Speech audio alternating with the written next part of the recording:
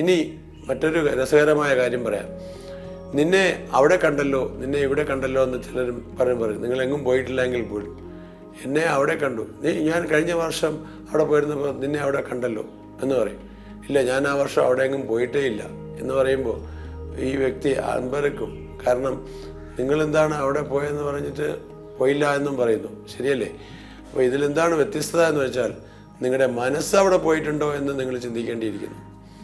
നിങ്ങളുടെ മനസ്സ് അവിടെ പോയിട്ടുണ്ടെങ്കിൽ, അവിടെ പ്രൊജക്ഷൻ നടന്നിട്ടുണ്ടെങ്കിൽ ചിലപ്പോൾ വ്യക്തികൾക്ക് അവിടെ കണ്ടതായി തോന്നാം. പല കാര്യങ്ങളിലും അങ്ങനെ സംഭവിക്കാറുണ്ട്. നമ്മുടെ ചിലപ്പോൾ നമ്മുടെ വളരെ കൂടെ ബന്ധുക്കൾ, വളരെ അടുത്ത ബന്ധുക്കളെയൊക്കെ നമ്മൾ അവിടെയും ഇവിടെയൊക്കെ കണ്ടതായിട്ടൊക്കെ നമ്മൾ കാണാറുണ്ട്. പക്ഷേ അവരാരും അവിടെയെങ്കിലും വന്നിട്ടുണ്ടെങ്കിൽ അവർ പറയും, ഇല്ല, ഞാൻ ഇന്നലെ നിന്നെപ്പറ്റി ആലോചിച്ചതേ ഉള്ളൂ. നമ്മൾ ആ പാർക്കിൽ പോയതും ആ പാർക്കിൽ വെച്ച് ഇയാൾ കണ്ടു എന്ന് പറയുന്നതും ഇയാൾ പാർക്കിൽ പോയെന്ന് പറയുന്നതും ഒരുമിച്ചായിരിക്കും. ഒരേ സമയത്തുള്ള ചിന്താഗതികളാണ്. ഇവ പ്രൊജക്ഷൻ നടന്നിരിക്കുന്നു എന്ന് മനസ്സിലാക്കുക. പിന്നുള്ളത് പ്രധാനമായിട്ട് ഈ പ്രൊജക്ഷൻ്റെ കാര്യത്തിൽ പലപ്പോഴും മരിച്ച ആത്മാക്കളെ കാണാറുണ്ട്, മരിക്കാൻ പോകുന്നവരെയും കാണാറുണ്ട്. അങ്ങനെയൊക്കെ സംഭവിക്കാറുണ്ട്. പെട്ടെന്ന് ദൂരെ ഇരിക്കുന്ന മകൻ അല്ലെങ്കിൽ മകൾ അമ്മയോ അച്ഛനെയോ മനസ്സിൽ കാണുകയും ഉറക്കത്തിൽ നിന്ന് ചാടി എണീക്കുകയും മരണ വിവരങ്ങൾ അറിയുകയൊക്കെ ചെയ്യുന്നത് സർവ്വസാധാരണമാണ്. അപ്പം മരണത്തിന് മുമ്പായിട്ട് അവരുടെ മനസ്സുകളുടെ പ്രൊജക്ഷൻ അവരിലേക്ക് ഉണ്ടാകുന്നതാണ്. അവരെ കാണാനിടയാവുന്നതും അവരുടെ ശബ്ദം കേൾക്കാനിടയാവുന്നതും ഒക്കെ. അപ്പോൾ ടോട്ടൽ പ്രൊജക്ഷൻ എന്ന് പറഞ്ഞു കഴിഞ്ഞാൽ ശബ്ദവും രൂപവും കാണുക മാത്രമല്ല, സ്പർശനം വരെ നമുക്ക് അനുഭവപ്പെടും. അത്തരം 100% പ്രൊജക്ഷനുള്ള അവസരങ്ങൾ നമുക്കുണ്ടാകുന്നുണ്ടെന്നാണ് മനസ്സിന് അത്തരം കഴിവുണ്ടെന്ന് ഞാൻ പറഞ്ഞത്.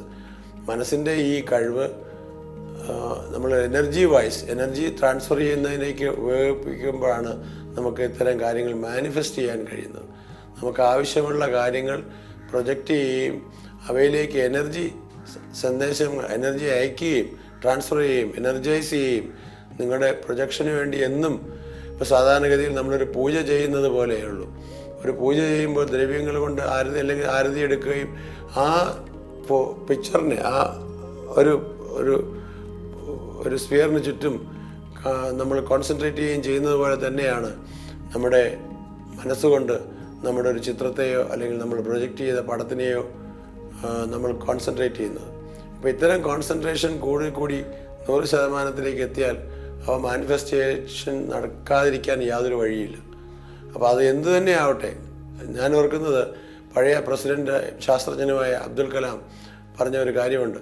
നമ്മൾ സ്കൈ ലിമിറ്റിൽ നമുക്ക് കാര്യങ്ങൾ ആലോചിക്കുമ്പോൾ പലതും അതിൽ മാനിഫെസ്റ്റ് ചെയ്യാൻ തുടങ്ങും. ഇപ്പോൾ മാനിഫെസ്റ്റേഷൻ തിയറി തീർച്ചയായിട്ടും നമ്മുടെ മനസ്സിൻ്റെ രൂപാന്തരങ്ങളാണ്. മനസ്സ് രൂപാന്തരപ്പെടുത്തുന്നത് 100% എന്നുള്ള പിക്ചറിലേക്ക് വരുന്ന സമയങ്ങളൊന്നും നമ്മൾ തിരിച്ചറിയാറില്ല. അതുകൊണ്ടാണ് പലപ്പോഴും നമ്മൾ ചിന്തിക്കുന്ന ആളുകൾ നമ്മുടെ മുമ്പിൽ വന്ന് പ്രത്യക്ഷപ്പെടുന്നതും ഒക്കെ. റേക്കി ഹീലിങ്ങുമായി ബന്ധപ്പെട്ട് ഇവയെ എങ്ങനെ പ്രയോജനപ്പെടുത്താം എന്ന് ചോദിച്ചു കഴിഞ്ഞാൽ തീർച്ചയായും റേക്കി ഹീലിംഗ് നമ്മൾ ചെയ്യുന്ന ആളിലേക്ക് എത്തിച്ചേരുന്ന ഫീലിങ്ങുകൾ 100% എത്തിച്ചേരുന്ന ഫീലിങ്ങുകളോടുകൂടി എത്തിച്ചേരുകയും ചെയ്താൽ അവയിലുണ്ടാകുന്ന കോൺഫിഡൻസും ആ എനർജിയിലുണ്ടാകുന്ന വ്യത്യാസങ്ങളും എനർജി വരുത്തുന്ന അത്ഭുതങ്ങളും ചില്ലറയൊന്നുമല്ല. ഞാൻ ഒരു ഡിസ്റ്റൻറ്റ് ഹീലിംഗ് എന്ന് പറയുന്ന പ്രോസസ്സ് തീർച്ചയായിട്ടും ആ പ്രോസസ്സിലൂടെ ധാരാളം വ്യക്തികൾ എനർജി ദൂരെ ഇരിക്കുന്നവർ കിട്ടുന്നുണ്ട്, അവ ആസ്വദിക്കുന്നുണ്ട്, അവരുടെ ഫലം അവർ അനുഭവിക്കുകയും ചെയ്യുന്നുണ്ട്.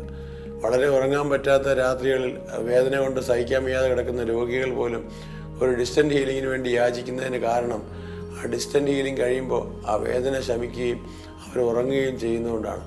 അത്തരം അവസരങ്ങളിൽ പോലും, ക്രിട്ടിക്കലായിട്ടുള്ള ഇത്തരം അവസരങ്ങളിൽ പോലും എനർജി അവർ സ്വീകരിക്കുകയും അവർക്ക് അത് അനുഭവയോഗ്യമാകുകയും ചെയ്യുന്നുവെങ്കിൽ തീർച്ചയായിട്ടും നമുക്ക് എനർജിയെ പ്രയോജനപ്പെടുത്താനായിട്ട് ഈ മാനിഫെസ്റ്റേഷൻ തിയറി വളരെ അനുഭവയോഗ്യമാണ്. പിന്നെ പലപ്പോഴും നമ്മുടെ ജീവിതത്തിൻ്റെ ഭാവിയും മറ്റു കാര്യങ്ങളും അനിശ്ചിതാവസ്ഥയിലാവുന്നു. അൺസേർട്ടനിറ്റീസാണ് മനുഷ്യൻ്റെ ഏറ്റവും വലിയൊരു പ്രോബ്ലമായി കാണാറുള്ളത്. ഈ അൺസേർട്ടനിറ്റീസ് എപ്പോഴാണ് വരുന്നത്? നമ്മൾ സ്വപ്നം കാണാൻ കുറയുമ്പോഴാണ്. അൺസേർട്ടനിറ്റീസ് കൂടുതലും നമുക്ക് സ്വപ്നം കാണാനുള്ള കഴിവ് കുറയുമ്പോഴാണ്. അപ്പോൾ ഏതൊരു യാതനയിലും സ്വപ്നം കാണുന്ന മനുഷ്യർ അവരുടെ സ്വപ്നങ്ങൾ യാഥാർത്ഥ്യമാക്കാനായിട്ട് അവരുടെ വിഷ്വലൈസേഷൻസിൻ്റെ പവർ കൂട്ടി കൊണ്ടുവരും.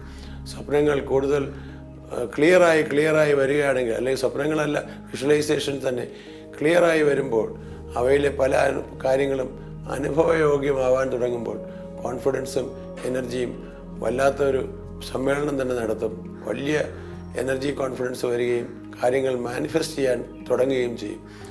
എങ്ങനെയാണ് നമ്മുടെ കാര്യങ്ങൾ മാനിഫെസ്റ്റ് ചെയ്യുന്നതെന്ന് മനസ്സിലാക്കുക.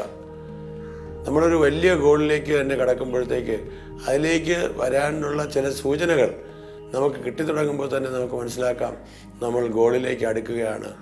പിന്നെ പിന്തിരിയാതെ അവയുടെ പ്രവർത്തനങ്ങൾ പൂർണ്ണമായും വിഷ്വലൈസേഷൻ പവർ കൂട്ടി കൊണ്ടുവരികയാണ് ചെയ്യേണ്ടത്. പ്രാർത്ഥനയും ഏകദേശം ഇതുപോലെയൊക്കെ തന്നെയാണ്. പ്രാർത്ഥിക്കുന്നത് എന്താണ്? നമ്മൾ ഗോളുകൾ പോലെ തന്നെയാണ് നമ്മൾ നേടിയെടുക്കേണ്ട കാര്യങ്ങൾ ഒരു ദേവനോ ദേവതയുടെ മുമ്പിൽ പ്രാർത്ഥിക്കുകയാണ് ചെയ്യുന്നത്. ഈ പ്രാർത്ഥന എപ്പോഴാണ് മാനിഫെസ്റ്റ് ചെയ്യുന്നത്? നമ്മുടെ പ്രാർത്ഥന വെറും വാക്കുകളല്ലാതെ വിഷ്വലൈസേഷനിലേക്ക് കടക്കുകയും വിഷ്വലൈസേഷൻ്റെ പരിപൂർണതയിലെത്തുകയും ഈ കാര്യം നടന്നതായിട്ടുള്ള ചിന്ത നമ്മളിലേക്ക് കൂടുതൽ കടക്കുകയും ചെയ്യുമ്പോഴാണ് ഈ മാനിഫെസ്റ്റേഷൻ സ്റ്റാർട്ട് ചെയ്യുന്നത്.